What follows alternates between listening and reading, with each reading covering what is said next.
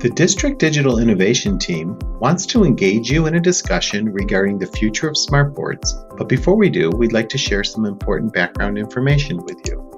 The DDIT has met twice this year so far to support their colleagues in helping students personalize, connect, and create meaningful learning with technology. This includes learning new ways to teach content while engaging students in the ISTE standards of digital citizenship, empowered learning, communication, collaboration, and innovative thinking, designing, and constructing. At our last DDIT meeting, we also took a deep dive into the current state of smartboards across the district, as introduced in the November 13th issue of the Tuesday Tech Tips. Much of the information in this video is included in that tech tip, so we recommend you go back to the November 13th issue to see that information. So here's the typical computer, projector, smartboard arrangement found in most of our 750 K-12 classrooms across the district. We have a classroom computer running various programs such as Chrome, Microsoft Office, Smart Notebook, which then sends the image through a ceiling projector onto the smartboard. And if it's a good day, the image on the smartboard is aligned and allows folks to write on that image and manipulate the computer through the smartboard like a trackpad. For the purposes of this video, I'll refer to this as touch capability. Getting to this standard in most of our 750 classrooms was no small feat. It took us approximately 7 years. So, as it goes with technology and just about everything else, parts of this system are experiencing the effects of aging. Some of the older ceiling projectors are quite dim and need replacement. Some of the smartboards are regularly losing their alignment with the image and are very difficult to accurately control using the touch. And the Smart Notebook software is losing functionality due to the industry's retirement of flash technology. Again, it took 7 years to get to this standard, so we have to have a multi-year plan to move forward. So, let's look at each piece and some immediate remedies and then the need for longer-term planning. First, we are replacing all the older projectors with new Casio projectors that are brighter by the end of this summer. This will guarantee that at the very least, adequate projection will always be available in all of our classrooms. We also have plans to equip each classroom with a document camera by the end of the summer.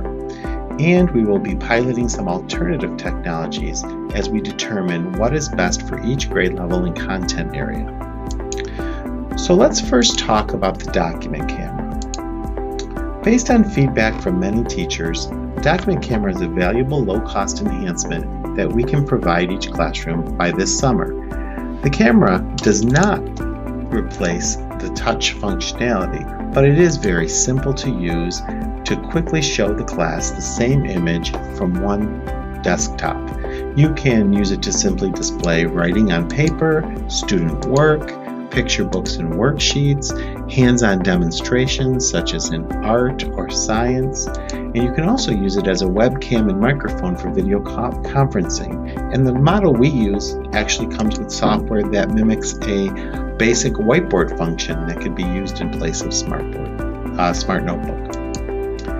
And as mentioned earlier, newer technologies and student needs greatly influence what classroom hardware standards are best for us at different grade levels and content areas.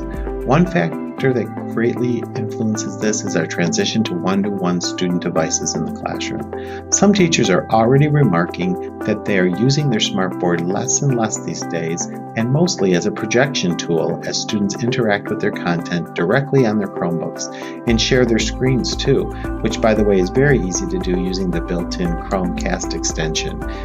Contact one of our instructional technology teachers for details on how to do that if you need it.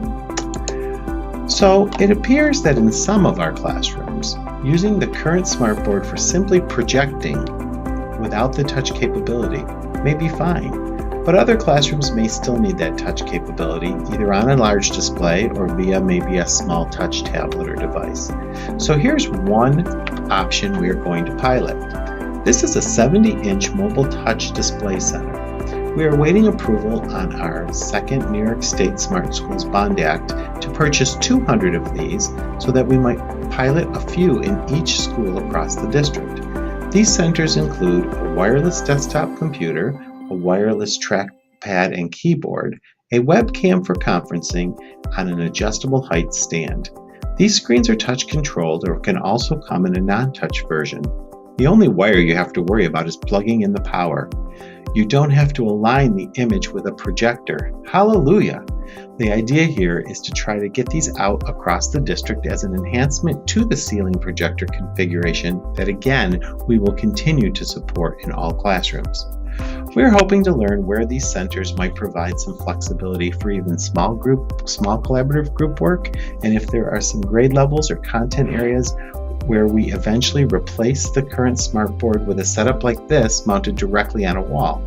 Again, with 750 classrooms, we want to determine our standards thoughtfully, and we need your input. Finally, before we do ask you for your input, we need to address what we know and what we don't know about the future of smart notebook software, which some teachers rely upon. Here's our current understanding. We can use the desktop version as long as we want. However, the interactive flash functions of the desktop version will not be fixed. The company is transitioning to a cloud version with a focus on interactivity. And once the cloud version is fully developed, it is unclear to us whether the desktop version will continue to work, for instance, with Windows upgrades. Now, the current cloud version does not allow you to create or edit notebook files, and the development of this version appears to be currently focused on the more interactive features that we already successfully have in many of our tools, including Google Classroom, Kahoot, Wiser, Nearpod, Flippity, etc. One nearby suburban district has already announced that after June 2020, they will no longer support Smart Notebook. They won't remove it from their computers, but cannot guarantee how long it will continue to function, and they will not devote resources to supporting it.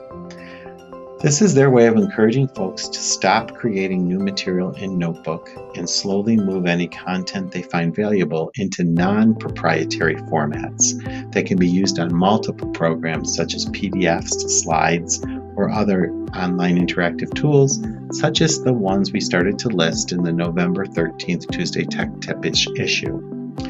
This is something we will be discussing at our February Digital Innovation Team, so your input is critical. So, we're at the end of this presentation where it is time to talk with your Digital Innovation Team members. As you talk, please remember we continue to be committed to providing every classroom with a computer, a projection in the ceiling, and a document camera. But here are some questions to think about. What do we regularly rely upon your smartboard for? Is it simply projection? Or how critical is touch?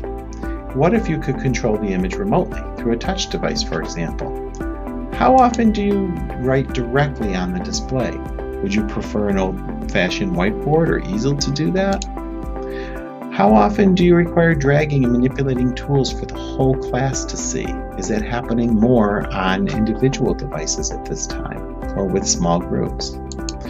How do you expect your use of the smartboard to change as you do more with students' one-to-one devices and start trying out the document camera? What special features of Smart Notebook do you frequently use, and how might you wean off Smart Notebook as it continues to have less functionality over the years? And what support would you need for some of these transitions? So this is where I drop you off into the capable hands of your team. They will be taking notes and bringing your voice to our February District Innovation Team meeting, and we will be working on plans together. Thank you for your time and your thoughtful input.